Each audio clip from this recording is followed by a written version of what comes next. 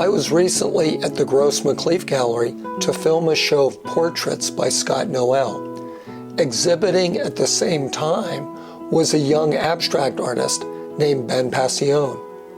I first filmed Ben's work, but not him, back in 2009 when he was a prize-winning student at the Pennsylvania Academy. I never found him at that crowded opening. I finally met Ben, along with artist Mickayel Thurin and their son Maurice, at Ben's 2016 Gross McLeaf show.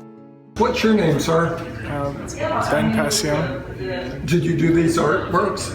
Yes, I did. Can you show me the dinosaur? Just point to him. Wow. That's the dinosaur. Anyway, I photographed Ben's new 2022 show and emailed him a request for audio to make a movie. Hey John, thanks for doing this. This is what I got right now. These are my COVID pictures, my quarantine paintings. For these pictures, I went for a back to basics approach. I tried to relax more, be kinder to them. Not so much on top of them as before. Let the paintings paint themselves. Give them the time they need, give them the air and light and breath that they need. Keep them lighthearted, intense but not too serious. I wanted to keep things vibrant and dazzling, even comical, energetic, a little hypnotizing. Allow the viewer to get fully lost. Fine lines and large washes, paint scraped away along with a heavy buildup of impasto. As much variety as I can get. Push them as far as I can go.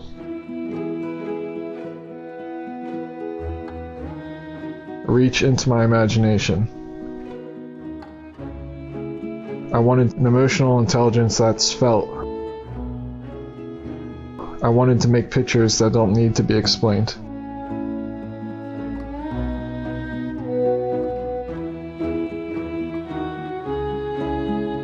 I love the technical inventiveness that Ben brings to his paintings. His show's title, Improvisations, makes me think both of the pioneering artist Vasily Kandinsky, as well as the spontaneous compositions of jazz musicians.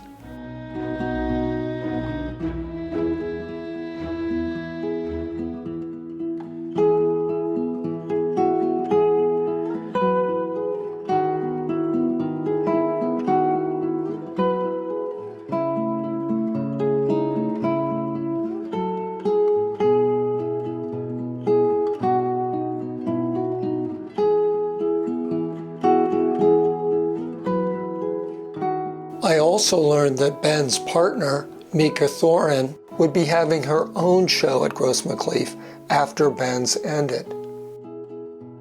Unlike her partners, Mika's work is figurative. I think the first painting I saw of Mika's was in a 2017 show about romance at the Woodmere Museum. My painting morning ritual shows me and Ben brushing our teeth together in our tiny bathroom. He's 12 inches taller than me, so we can share the mirror semi-successfully. We're very busy people and we tend to live adjacently to one another while running after our kid, Maurice. So unless we plan a trip to the galleries or a date night, we find time together doing small practical activities like brushing our teeth. When you paint somebody close to you, you don't have to worry about hurting their feelings because you painted their complexion extra blotchy or made one eye way bigger than the other. You can just be inspired by their personal shapes, their patterns, their colors, and just really have fun with the elements of painting. On April 2nd, 2022, I went to Mika's very fun opening at Gross McLeaf. Ben and now 9-year-old Maurice were present and accounted for, as well as this very nice guy, his wife, and new baby. That's right. I think we were 8 when we met. Yeah, we were Tennis young. lessons. And where Yeah. did you guys grow up? Saginaw, Michigan. Yeah. And so you came all the way from Michigan to see a show? I would do that, and I have done that in the past, but I'm coming from New York right now. Oh, okay. Yeah, Was she an artistic kid? absolutely, yeah. I was failing art class in 6th grade, and you were doing amazing from an early age and were much better than the other people taking art class, as I remember it. Mika combines acrylic paint, yarn, thread, patterned fabrics, and all manner of stuff to create dazzling and vibrantly colored portraits.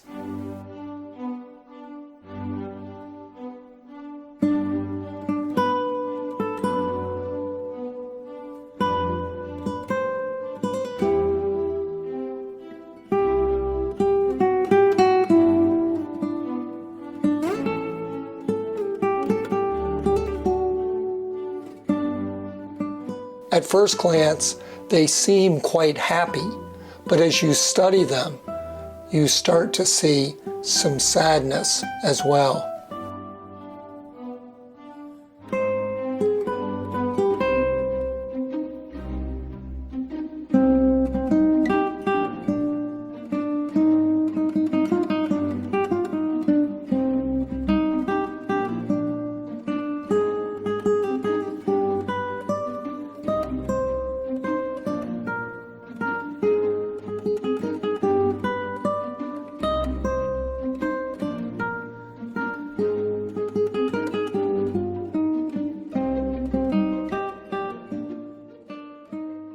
I suffer from anxiety and depression. It runs in my family. I go to therapy for it. I've learned coping skills, but in 2020, with everything going on, I just found myself having a lot of panic attacks, up to 5 a day. It wasn't fun.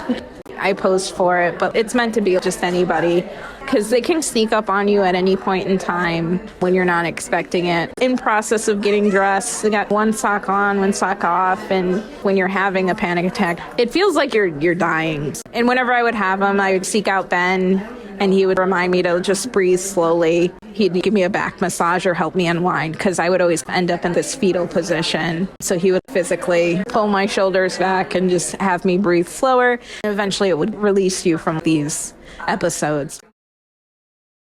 My name is Bill Scott, and I'm a painter, and I had the pleasure of meeting Ben Passione and Mickayel Thurin when they were students, and I was a teacher there, and it was beyond pleasure to work with them. I've met some wonderful painters in my life, but Ben and Mika are among the handful of the most extraordinary people who I've really been lucky to meet, and it's really a pleasure to see how they've grown and stayed with it and maximized their time. I'm really in awe of them. I just want to look at their work. Ben and Mika recently bought a home in North Philadelphia. As we talk, I'll show it to you. How did you guys meet and fall in love? I can tell. Okay.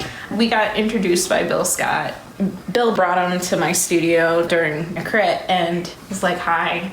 A couple days later, I was making a support and I needed some weights, and he happened to be walking by and he was like, oh, I have some books. Do you want some of my books? And so I was like, yeah, sure. And then there was another time I'd gotten flowers to paint and you were there and you were being all flirty. And he was like, oh, are those for me?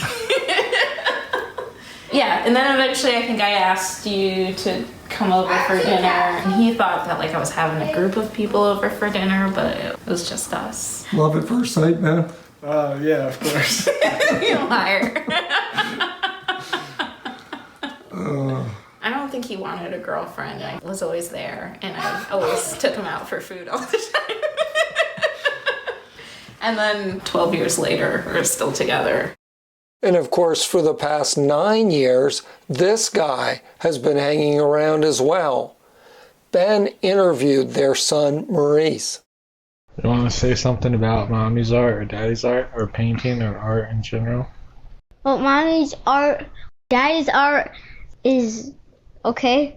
And my art's amazing, legendary, and mythical to both of theirs compared. All right, thanks for laying down the facts. Is this an empty boast by a 9-year-old, or is there some truth behind Maurice's words? He certainly works in a lot of styles and media. I went away to do something else, came back in, and it was a beach scene. I was like, this is really surprisingly nice. Had he ever seen Jaws? I don't think so. Unless he did with your mom or something. He might have, I don't know. I have to ask him, because that's a pretty convincing... I could be the movie poster. It's called Dinosaur Kid and the Amazing Doge. It took a while to make, but there's chapters and everything. Wow. Is there a hero? Yeah, the main character is this guy. He's part dinosaur and part human. So what happens in the story is there's a guy walking his pet dinosaur, and there's a bomb that explodes, and they go to the hospital. The cop's body is dying, and the dinosaur's head is dying. The doctor comes up with an idea. The idea was to sew the cop's head onto the dinosaur's body. So they made this guy, and there's also this guy. He's a robot, and he's a dog. We won't give away the whole story, which is quite exciting and beautifully illustrated. Maurice told me that he did get some collaborative help on this from his friend Oliver.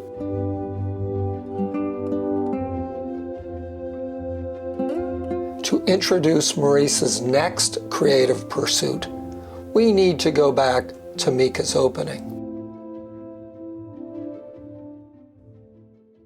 I had bought it was just plain, navy jacket, and then I added, I had some, fabrics, so I kind of lined the inside panels and around the collar.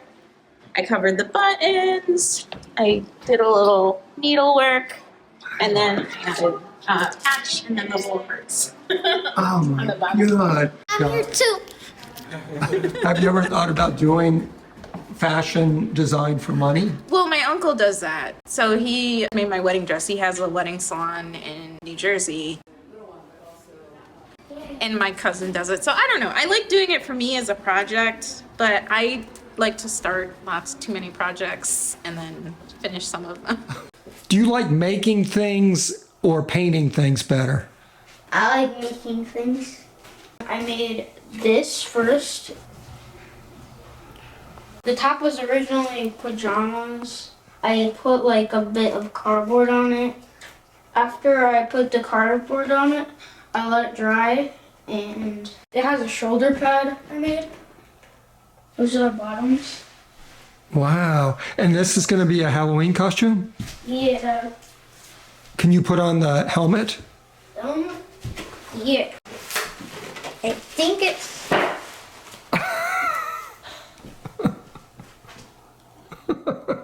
It's very nice. Very nice, Maurice.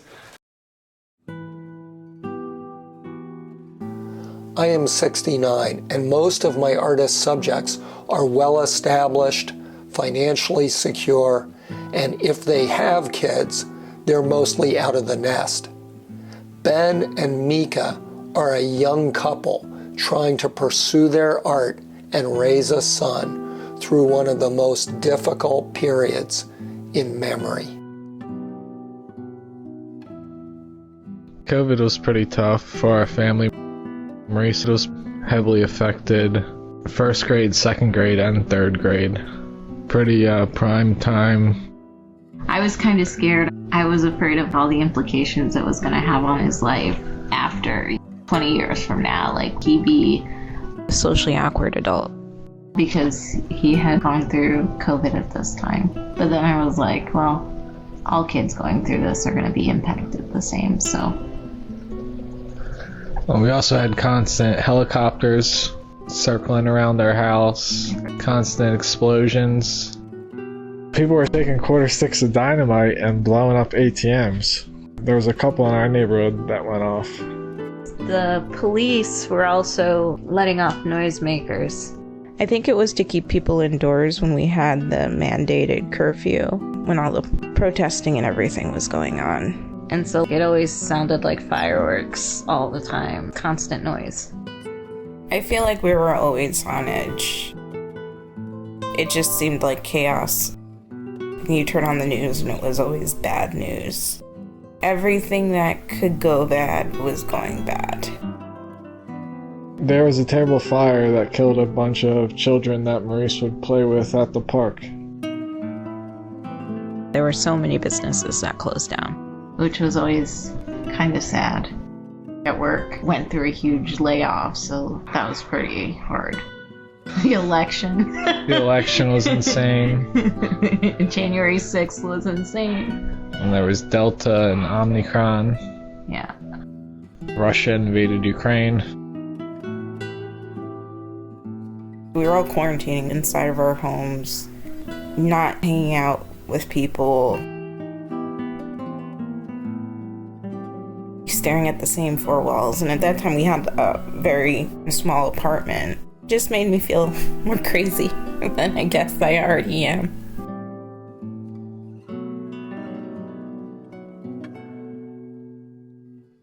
So this is a tufting frame. Again, it's good to have an artist partner because he makes me all the things. And I work full-time as an HR manager as well.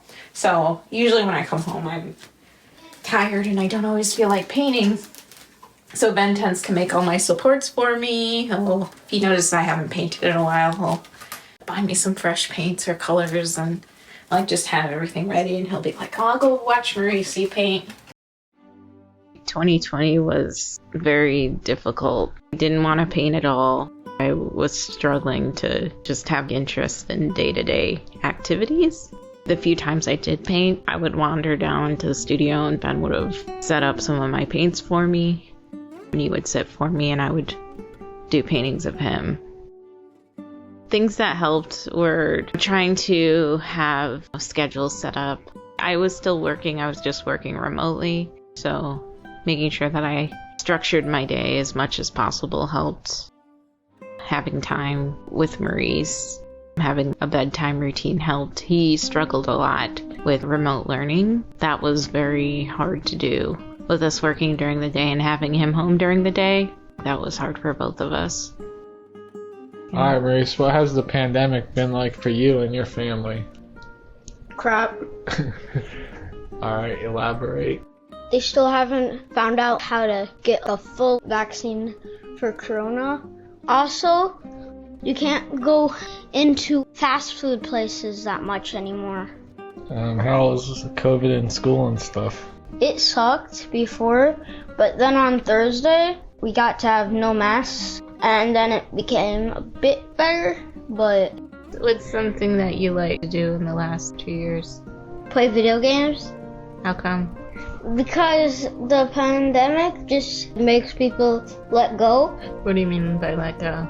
Like, not try as much, because a lot of days you wouldn't have work or that much to do because everything would be closed because of the pandemic.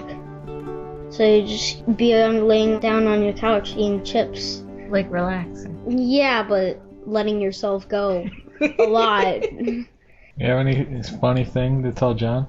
John's the guy making the movie. I farted on the kid's desk one time at school.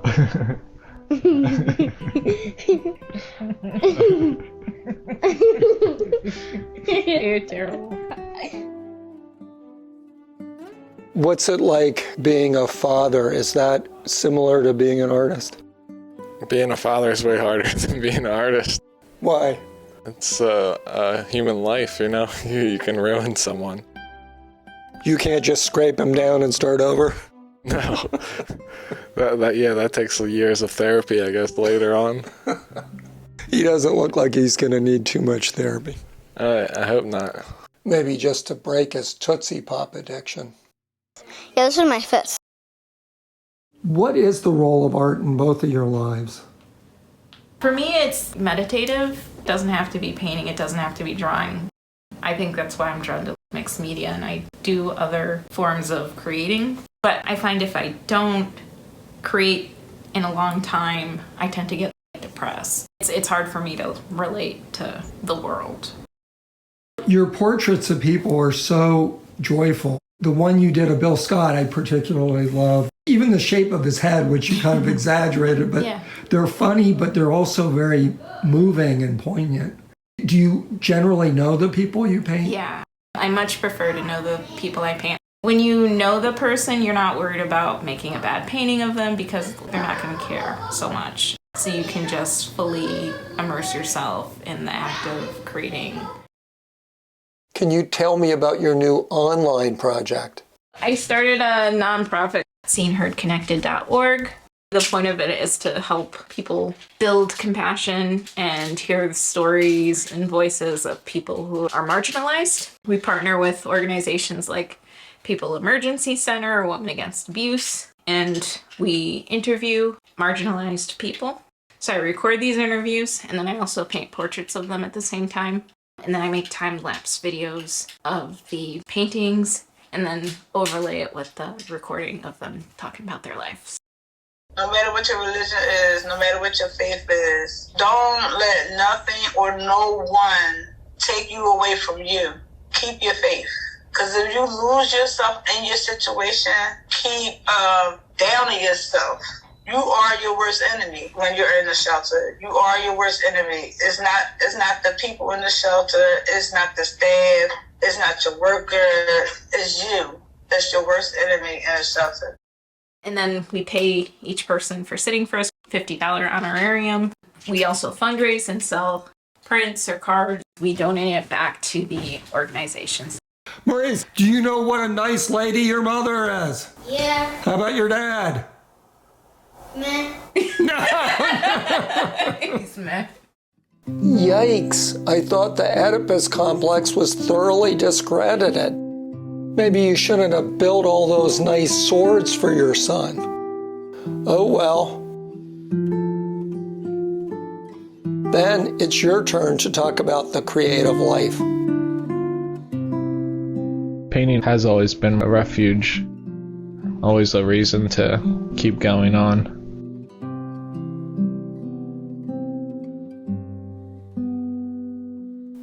Ben Passione's need to make art is uncanny. It borders on obsession.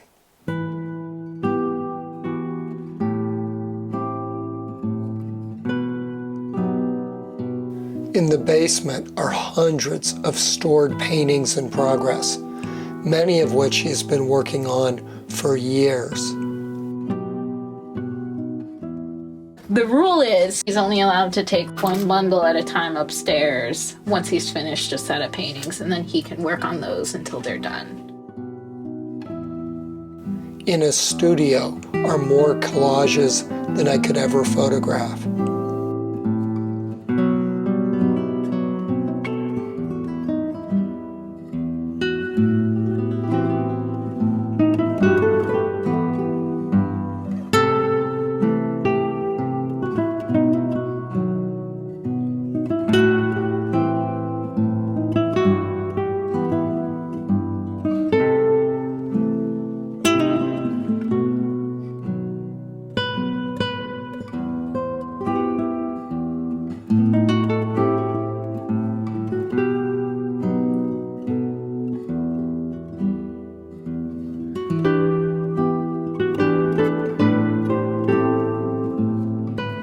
Mika showed me some of Ben's many sketchbooks, page after page of intricate drawings, none of which he has ever shown or intends to show.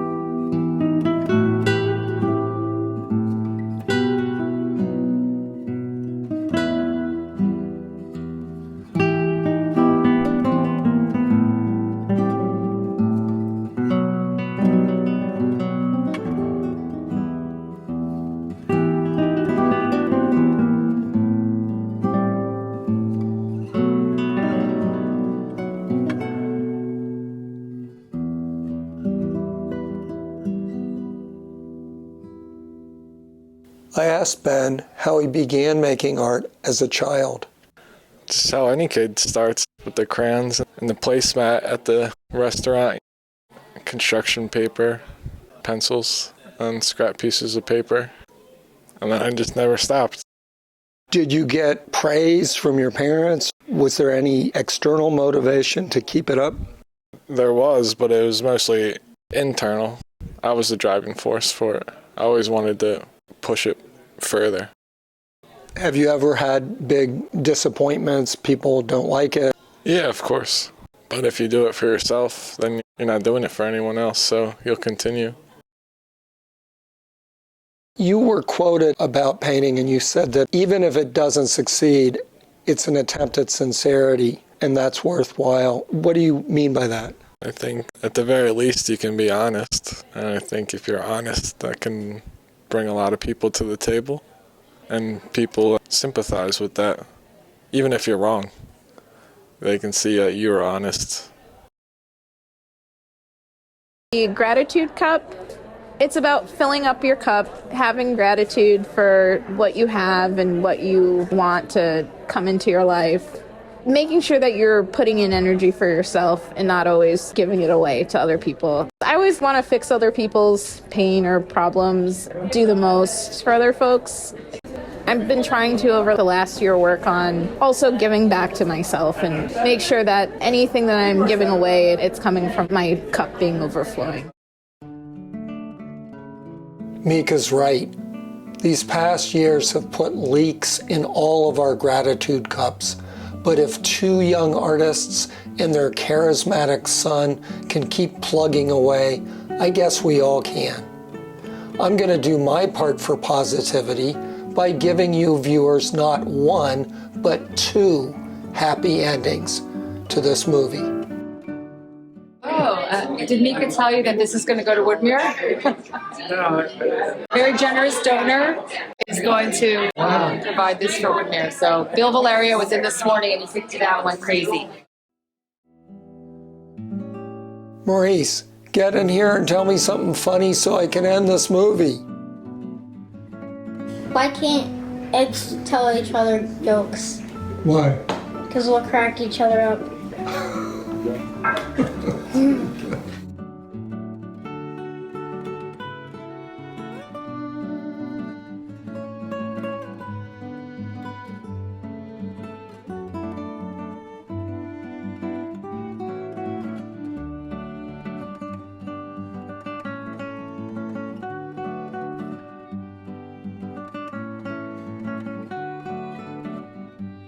I wish the three of you all the luck in the world.